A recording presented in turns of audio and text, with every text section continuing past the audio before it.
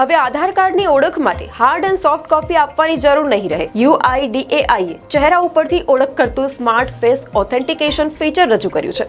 અત્યારે આધુનિક ટેકનોલોજીના યુગમાં આધાર કાર્ડ પણ વધુ સ્માર્ટ બનતું જઈ રહ્યું છે. અત્યાર સુધી હોટેલ, કોલેજ કે અન્ય કોઈ પણ જગ્યાએ ઓળખ માટે આધાર કાર્ડની હાર્ડ અથવા તો સોફ્ટ કોપી આપવી પડતી હતી, પરંતુ હવે એની જરૂર નહીં રહે, કારણ કે UIDAI એટલે કે યુનિક આઇડેન્ટિફિકેશન ઓથોરિટી ઓફ ઇન્ડિયાએ આધાર કાર્ડમાં સ્માર્ટ ફેસ ઓથેન્ટિકેશનની નવી સુવિધા ઉમેરી છે.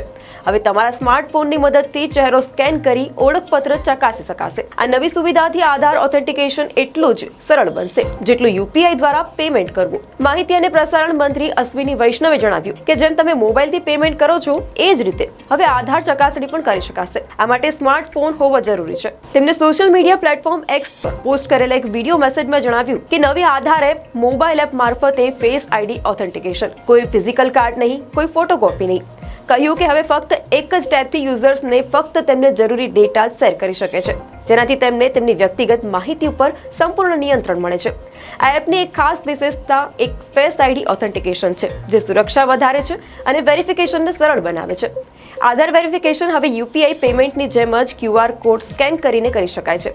હાલમાં આ ફીચર બીટા ટેસ્ટિંગમાં છે, એટલે સામાન્ય લોકો માટે થોડી રાહ જોવી પડશે, પરંતુ ભવિષ્યમાં ટેકનોલોજી લોકોનું કામ ખૂબ જ સરળ બનાવી દેશે.